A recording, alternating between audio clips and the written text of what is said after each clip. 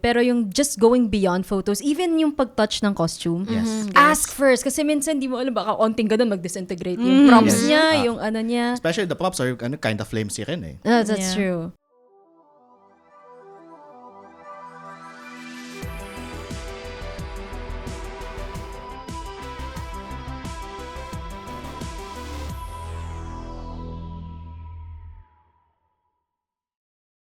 So, hey guys, welcome to Kaka Computer Podcast, and we are talking about a beginner's guide to cosplay. And kami rito right now, we are con enthusiasts, attenders, beginner cosplayers, medyo kung saan na napapadpad in cosplay events. So, it's gonna be a wild conversation. I feel like we've actually had some prior conversations before this started rolling. Kaya we feel pretty confident. We feel pretty confident about how this goes. So I guess, paano ba? Like, I would ask also, let's say, sa mga beginner cosplayers. Me, I'm a beginner. Yippee! Welcome! Welcome to the world of cosplay. So, what do you guys think what makes one, like you can answer this on a personal level, I feel like, what makes one decide to like start cosplaying kaya? Well, for me, I cosplayed because my friend wanted to. Because she was alone and she wanted to like cosplay someone with a duo, like a ship. So we went as Dazai and Chuya from Bungo Stray Dogs. But that was so budget lang kasi it was a week before Cosmania. Grabe. Yeah, so like Con crunch. That's a thing. I just ordered from Shopee like the coat, the bandage, like, so, and then there, yeah. So yun yung first cosplay go because of my friend. Budol. Mm-hmm. I think I totally agree. Iba talagang influence kapag may friends kang kasama. Yeah, that's true. Diba? Na hindi ka lang mag-isa. Well, okay lang naman din mag-isa ka. Pero I think huge part talaga ng chunk, I guess, na bakit mo gusto mag-cosplay. Kasi it's either pupunta ka dun sa event or may kasama ka rin magka-cosplay. Yeah. That's true. Yeah. That's true. May taga-budol ka. Okay, so to preface first, hindi naman talaga ako cosplayer, pero I do attend yung mga Anicons, yung mga anime cosplay conventions. So for the perspective of a attendee, a person would want to cosplay kasi gusto nila ma-represent yung character nila on a certain fandom. That's true. Be it on an anime or games or virtual entertainment like VTubers. Like, they want to express their love to that character in one way or another. And in this case is through cosplaying or the certain arts or crafts. That's true. I agree. That's true. Pero minsan kasi 'di ba parang even if you have that desire to like represent the character, pag wala ka talagang taga-budol, parang you need that bit of push. Sometimes like the intent is not enough or it might take longer, much longer. Pwedeng nandun. You'd get there at some point. Pero yung parang 1 week. one week before the event, biglang, you know what, let's go. Tara, let's do this. And speaking of costumes, di ba, sabi nga niya, nag-crunch siya. Yeah. Usually ba, saan ba yung mas convenient sa inyo, guys? Yung ba kayo? Gumagawa kayo ng sarili niyong costume? Or nag-order na lang kayo? That's an interesting, that's an interesting take. No, for me, I had the coat. I actually had the skirt also from thrift shop. And the only thing I needed was the coat. Like the brown coat. Ish look, So that's what I got. And then the like bead there. Hindi to. That one I couldn't, like make myself because of the time. But yeah, for me it's a mix. If you have the materials, then go. Yeah.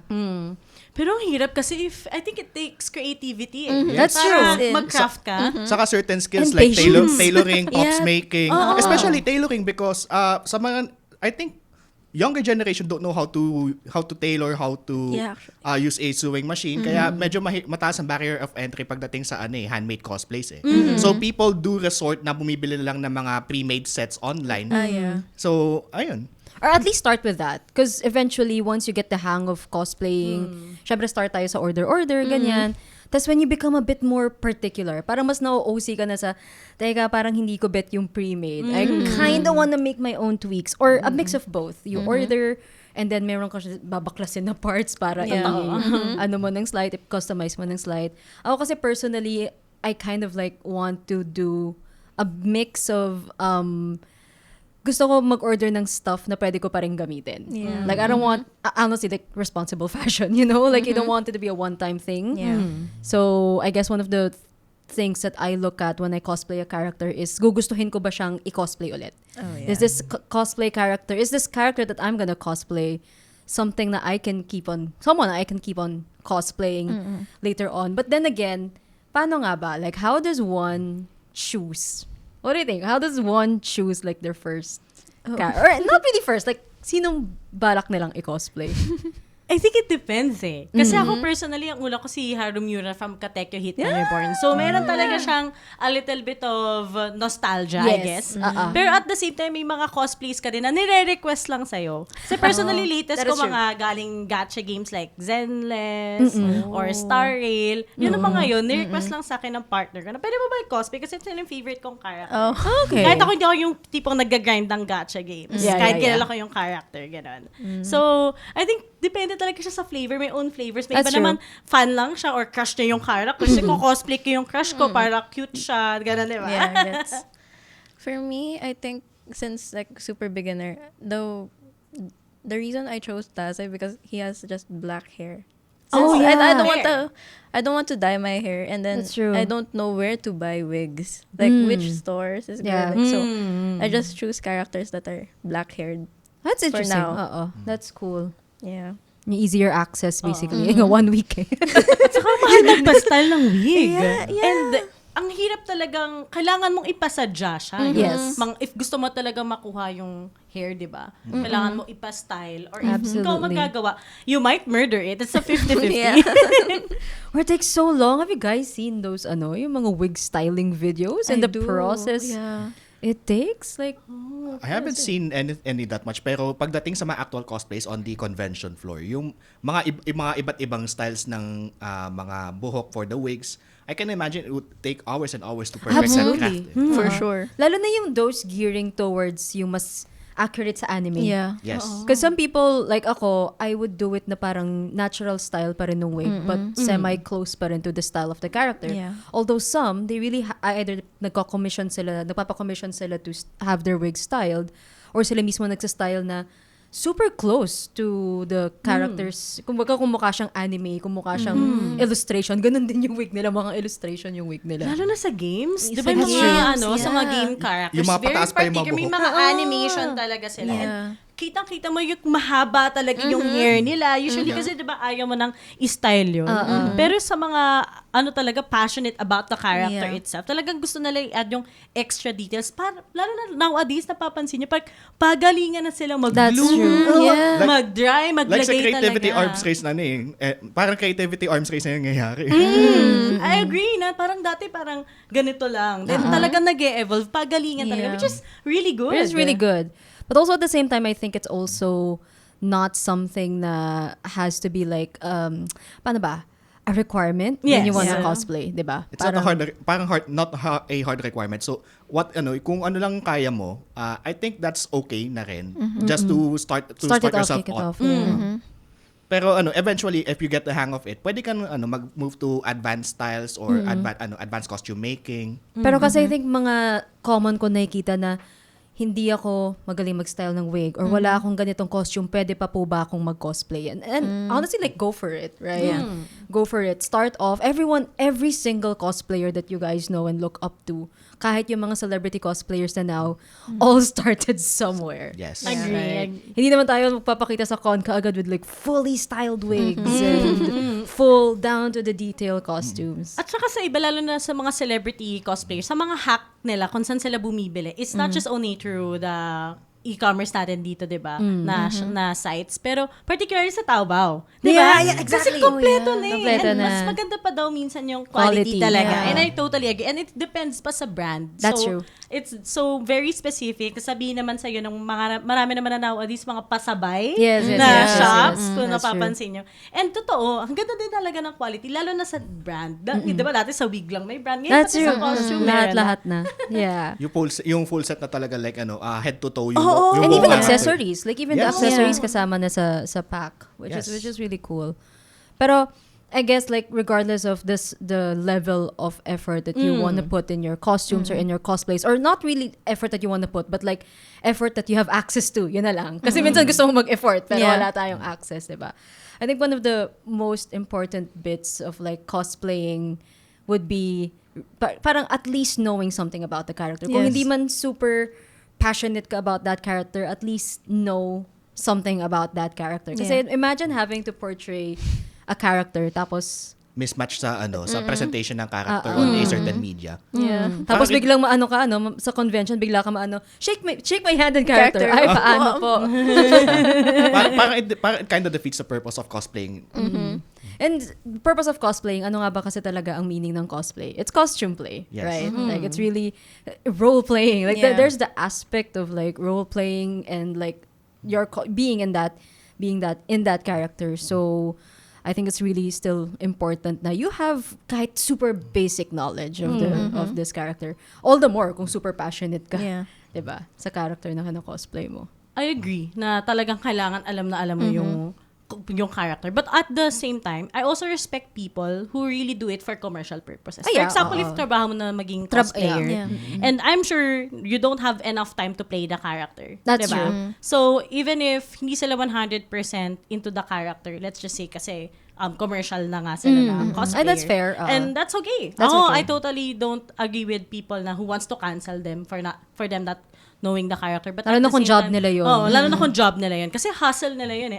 And talagang ang ganda ng cosplays nila. Diba? Parang, I think it really depends sa perspective ng mga bagay-bagay. And sa context, I guess. Because there are those na haven't cosplayed at all and are using it as a... meron kasi mga people na they use it as a ticket to fame. Like, feeling nila, the moment I cosplay, syempre, kita nila sa conventions, diba? Pictures, like photographers. Parang instant clout na. Instant clout na. So, I'm not sure if you guys would see these in your, news feeds and stuff. Meron talagang looking for cosplay kahit sino basta sikat. Yung ganong statement, parang, what? Fortunately, I haven't seen that kapag bago pumunta sa mga conventions and tinitingnan ko yung Twitter, tumitingnan ako sa Twitter for updates sa mga conventions. Fortunately, I don't see those yet. That's good. Hopefully, hindi ako makita on the next convention that I will go into.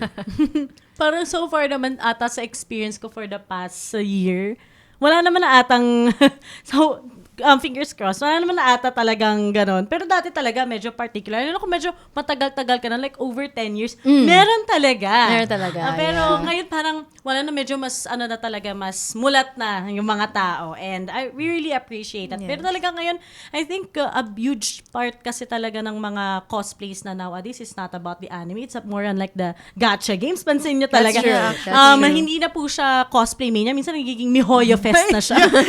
Actually, that's my same sentiment. Nung pumunta ako Genshin ng Con previous, nga daw. pumunta ako ng previous cosplay PH conventions eh.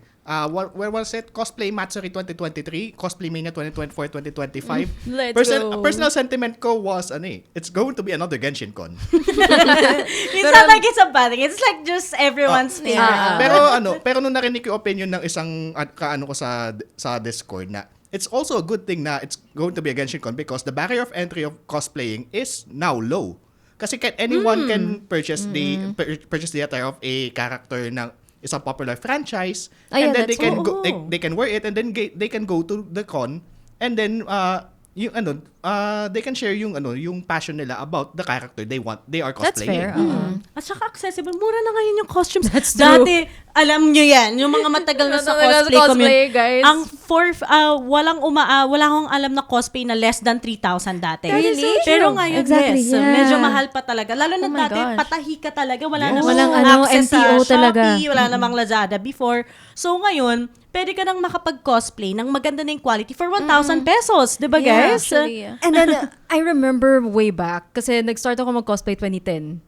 So, nawala lang ako for a while. But at that time, I was cosplaying Enma Ai. Hello, yung mga likod natin. Sa mga fans dyan ng Jigoko Shoujo. mga likod po natin. Mag-asawa na Mag-asawa tuhod natin. So, she has red eyes. So, for those who aren't familiar with Jigoko Shoujo, so Enma Ai has red eyes. She has long black hair and red eyes. My contact lens, ewan ko bakit core memory to, tanda ko. It was red. Malamang, it was red. And the pair, now mag-search ka ng red contact lens on e-commerce sites, you'd find some as low as like 120 pesos, Yeah. right? Yung ano ko noon was like 1,800. Oh my God. That pair of contact lenses. And a wig na hanggang dito, like hanggang lower back, would be around 2,500. Oh my. Tapos ito pa, lalo na sa mga katulad ko naka-glasses, kasi ang hirap maghanap. Alam nyo yan, guys, sa mga matataas ang grado. Dati, kapag umorder ka, nag-pre-order ka ng red na merong grado, 2,500 yan dati. Yeah, pag may grado. Ngayon, 120 na yes. lang kahit mataas-taas na yung... Pipiliin mo lang kung may grade or Yes. wala. Pero the price is the Oh, same. it's just the yeah. same. Which is, I'm so happy. It's a big relief kasi talagang, I think, ang laki ng contribution sa mga nagka-cosplay ngayon. Yung, dati, kailangan mo maging resourceful. Ngayon, Yeah. ang easy na nung Ang easy. access talaga. And mura na siya. Introducing Agora's conversational AI engine. Build and integrate your AI agent in minutes. Any model, any voice. Start building your voice AI agent for free today.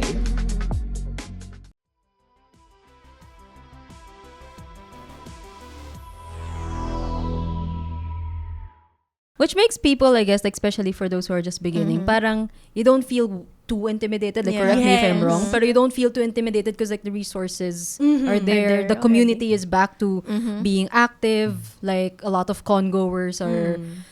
Minsan makikita mo yan, like, especially if you attend cons frequently, you see familiar faces na kahit hindi sila cosplayers, alam mong like nakikita-kita mo sila Yeah. in events. Alam ko nag-host ka dun.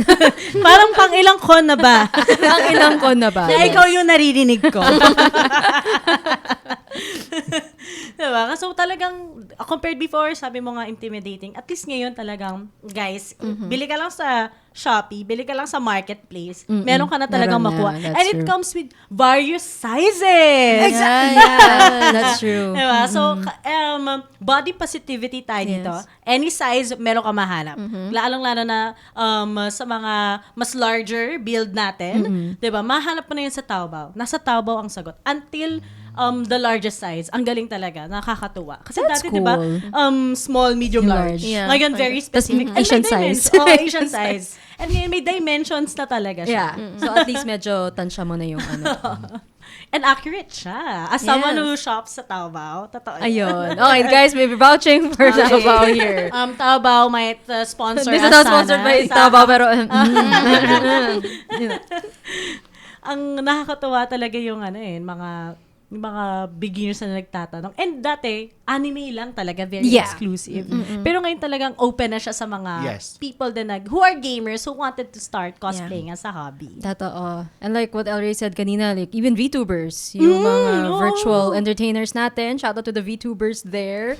Ayan, they're all, like, people are also cosplaying them and nagiging guests na rin sila. Like, it's such a variety now for conventions. Yung type of things that you can do, you can find, the type of guests that they invite also, very, very varied na rin. So, And ako kasi hindi ako sobrang mulat sa VTubing community. Maybe because it's not my community. yeah. Pero nagulat ako, may friend ako nag-cosplay siya ng isang VTuber. Ang dami talaga pa picture sa kanya. And I'm like, nakakatuwa kasi sikat pala yung character. Yeah. Or sikat yung taong to. Ang galing. So, nakaka-impress. Ang daming nakakapag parang, ito yung kino-cosplay niyang VTuber, which is, dati diba parang limited lang siya sa certain circle. Yung era ng puro Kimetsu, Demon Slayer, and Sword Art Online. Yes, Dati yes, ganun yung yes. mga trending ngayon, medyo talagang iba-iba na. And yung mga hinahanap mong characters talaga, meron na nagko-cosplay. yes, even niche fandoms, Yes. like, minsan makaka-encounter ka in cons na parang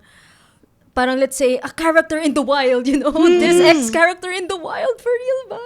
Kasi parang now, people are no longer hesitant. Like, if they feel, parang nagkakaroon ng gano'ng, not instinct, but more of like an idea na parang, walang nagko-cosplay nito, ako na to, guys. So, yeah. And talagang may fandom talaga siya. And masaspot mo OMG. sila in events. Yes, Masaspot mo sila in events. Ang bigla-bigla nilalapit sa'yo, oh my gosh, are you cosplaying this? Yeah. Tapos nagugulat na lang tayo na, our niche fandoms are represented. Oo.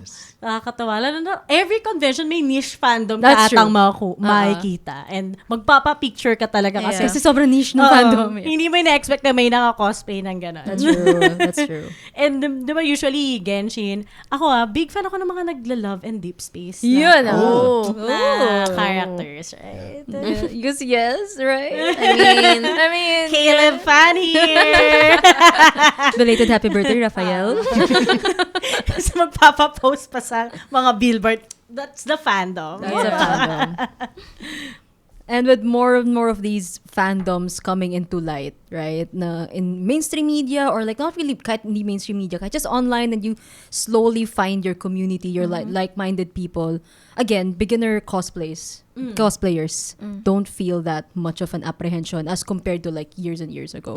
Na parang feeling mo before, na-judge ka. Like now, we can go to a mall and cosplay and no one really bats at may mga ilan-ilan na napapatingin. Pero not as before na talagang wow! Madam, yung leeg mo, madam. Saka personally, as a attendee, yung mga anime and cosplay conventions, it should be a safe space for you to express yourself on your costume. That's true. That's true.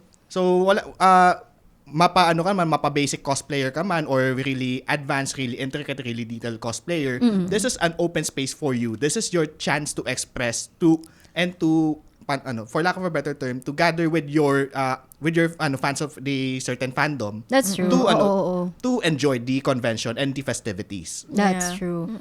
Pero dyan lang talaga. That's true. Pero like, let's say in the context of attendees, kasi like ako, medyo back-end I don't really have that much time to like roam around minsan pag cons. And in the context of those of you guys who get to enjoy conventions ng extensive hours, what makes you guys like approach, let's say, a cosplayer para magpa-picture or para mag-compliment? Kasi ako minsan hindi talaga ako magpa-pic. Parang gusto ko lang sabihin, hi, I like your cosplay. Tapos wala na yung ko to. Can I have a photo with you? Ganyan. Okay. So I can answer this one. So since umattend ako ng mga cosplays and I do take photos ng mga cosplayers, ang ginagawa ko lang is hi character name character name ng cosplay na to, can I take a photo? Simple lang, asking for consent and pictures. That's and important. Consent, guys. Consent, guys. Non-negotiable to. So before taking photos sa mga cosplayers, do ask for consent. No candids, consent and consent. Yes. And even sorry to cut you for a bit, pero yung just going beyond photos, even yung pag-touch ng costume, ask first. Kasi minsan, di mo alam, baka onting ganun mag-disintegrate yung props niya, yung niya. Especially the props are kind of flimsy rin That's true. So when it comes to like the context of nagpapapicture tayo with cosplayers, ano yung usually natin na what would make us, or like ikaw, I think you also take cosplay photos, so parang cosplay photography ka, what would be compelling for you parang wait lang, gusto ko magpa-picture dito sa person na to, or gusto kong picturean tong person na to? If I'm a fan of a certain fandom, so currently I'm a fan of Hololive Production VTubers and Uma Musume. Uma Musume franchise, especially the game. Pag natipuan ko yung character na to take picture from, so I approach them, making sure na hindi sila busy, like hindi sila kumakain or doing some task if they are a booth attendee, sa booth nila. I ask them na can I take a photo of you, and then I also share them sa mga fan Discord servers, especially sa mga VTubers. Pero before I share them, I ask also for consent na pwede ko ba i-share to sa ganitong Discord? That's nice. So and then if they agree, ayun lang, pwede ko i-share sa kanila. So and that yung mga nasa Discord na sa fan Discord na to na they are not in the Philippines but they are in other parts of the world. I want to share yung cosplays rin ng mga cosplayers sa conventions. That's cool. Bonus pa yan if yung cosplayer has their socials and they want to also share their socials. So Enge cost card. That's cost card! Cost card, guys.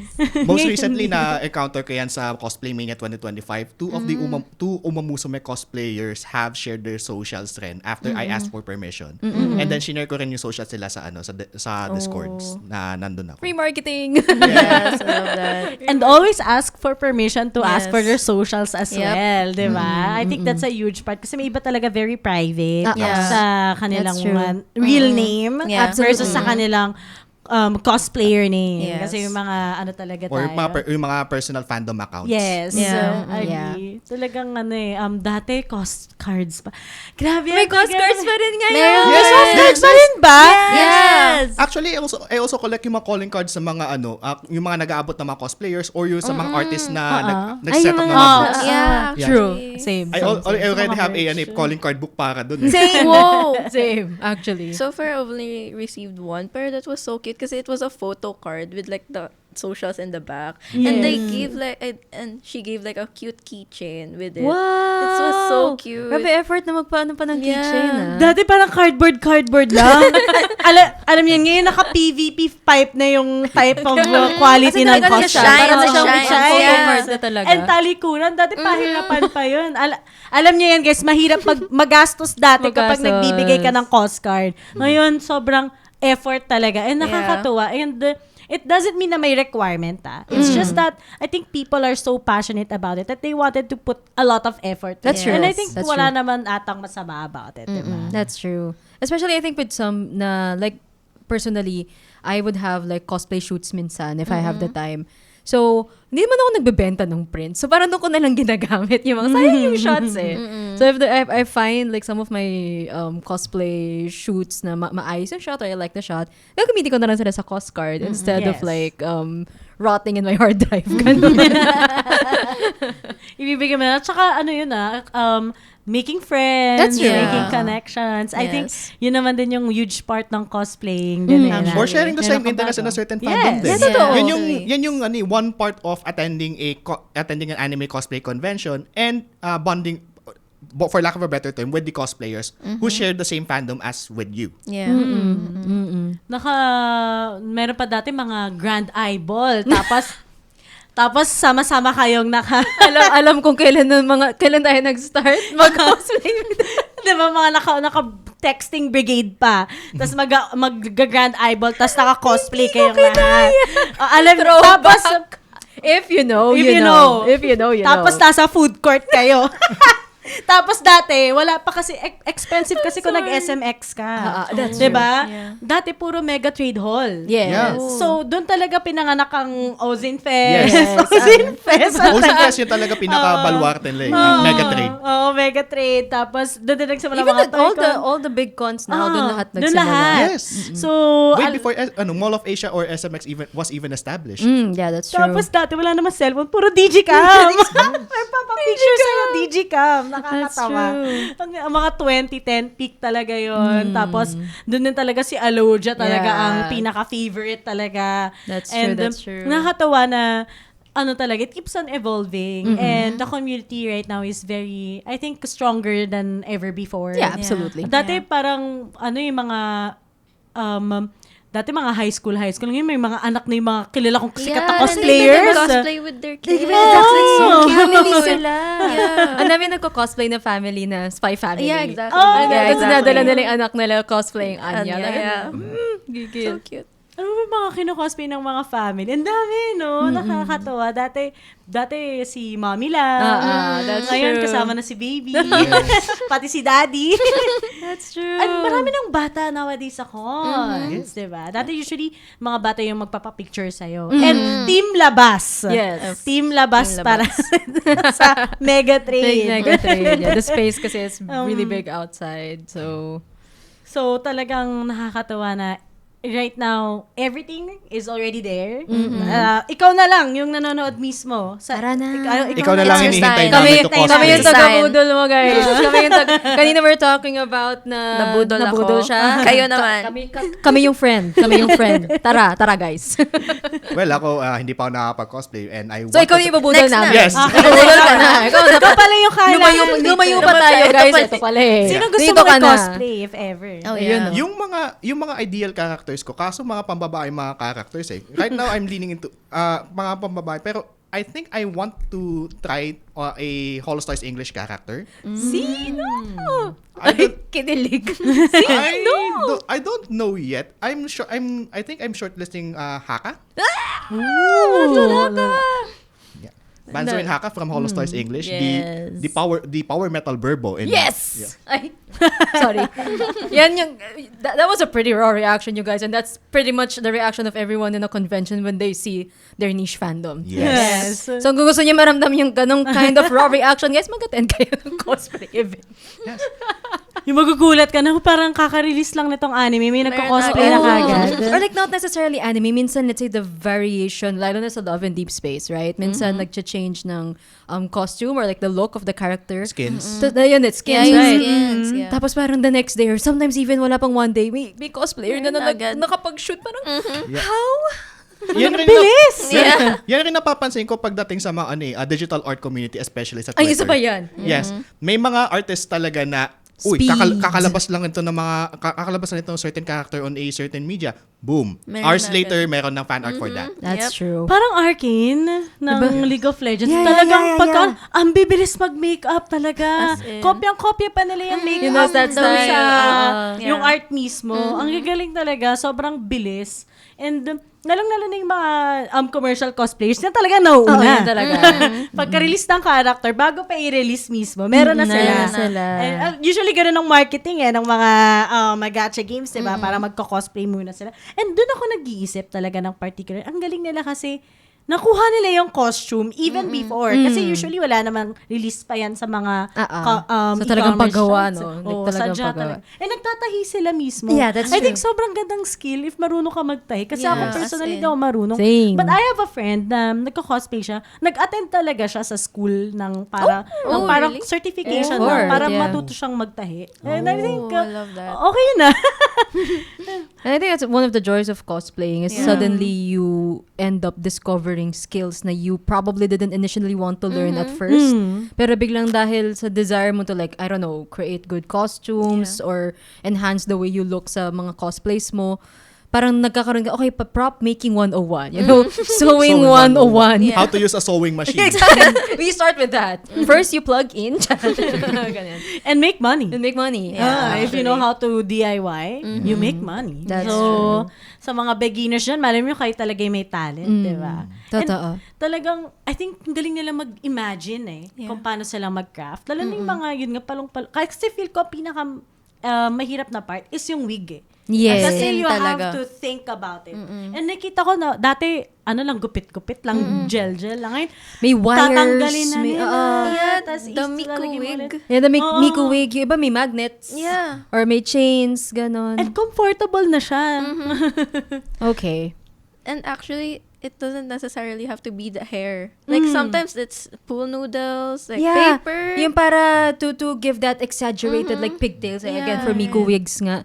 Like, may wiring, may pool noodles, may all of that. But, I mean, with all of these talks about cosplay and stuff, ano kaya yung parang last advice natin? How can we make beginner cosplayers feel confident and feel welcome to do the thing? Ako, for me, all I'm saying is just do it. Like, go lang. Don't feel too pressured about how you'd look. Kasi first time pa lang yan, guys. Marami pa yan. Because the moment you start, that's when you start to realize, shucks, I wanna do this more. I wanna do this more. Like even kahit hindi ka beginner cosplayer, if it's the first time you're cosplaying a character, makikita mo kaagad, shucks, okay, next time ito yung mga ayusin ko. Yeah. So really guys, kami yung taga-butol niyo.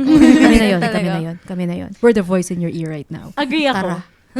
Agree ako na go for it. Yeah. And at the same time, no gatekeeping. No gatekeeping. No This is a gatekeeping. hobby. Anime everyone. cosplay conventions are your safe space. So, okay lang.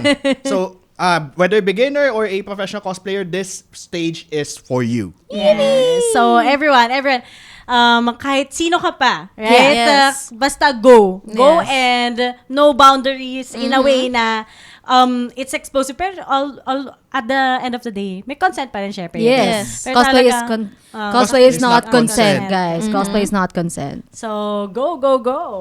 At dahil dyan, sa ating beginner cosplayer here with us, ikaw ba ay magko-cosplay ulit?